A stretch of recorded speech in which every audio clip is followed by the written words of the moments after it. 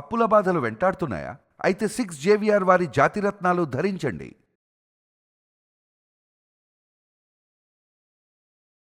Breaking news చూస్తున్నాము. మనం TV screen పై దేశ రాజకీయాలలో కీలక పరిణామం చోటు చేసుకుంది. రాజ్యసభ ఎన్నికల షెడ్యూల్ ను కేంద్ర ఎన్నికల కమిషన్ అధికారికంగా విడుదల చేసింది. దేశవ్యాప్తంగా 10 రాష్ట్రాలలో ఖాళీ కానున్న 24 రాజ్యసభ స్థానాలను జూన్ 18న ఎన్నికలు నిర్వహిస్తున్నట్లుగా అయితే ప్రకటించారు. దీంతో అన్ని రాజకీయ పార్టీలలో ఇప్పుడు వ్యూహాలు, లెక్కలు వేగంగా మారుతున్నాయి. అయితే ఎన్నికలలో ఆంధ్రప్రదేశ్కు చెందిన 4 రాజ్యసభ స్థానాలు అత్యంత ఆసక్తికరంగా మారాయి. దాంతో పాటు రాష్ట్రంలో కొత్త రాజకీయ సమీకరణల నేపథ్యంలో కూడా అధికార ప్రతిపక్ష పార్టీల మధ్య పోటీ ఎలా ఉండబోతుంది అనే దానిపైన కూడా రాజకీయ వర్గాలలో తీవ్ర చర్చ జరుగుతోంది.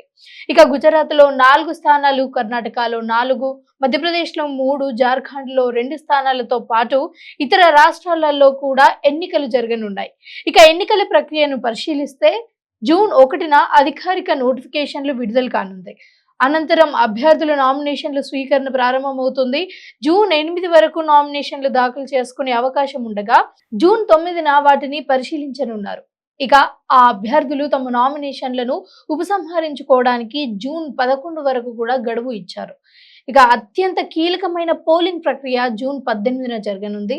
అదే రోజు కూడా ఓట్ల లెక్కింపు చేపట్టి ఫలితాలను ప్రకటించనున్నారు. దీంతో దేశ రాజకీయాలలో కొత్త సమీకరణలు ఎలా మొదలవుతాయి అన్నది ఉత్కంఠంగా ఉంది. ముఖ్యంగా వచ్చే పార్లమెంటు సమావేశాలు, కేంద్ర ప్రభుత్వానికి రాజ్యసభలో బలం, కీలక బిల్లులు ఆమోదం వంటి అంశాలపై ఈ ఎన్నికలు ప్రభావం ఉండే అవకాశం ఉంది. అందుకే అన్ని పార్టీలు ఈ ఎన్నికలను ప్రతిష్టాత్మకంగా తీసుకుంటుంది.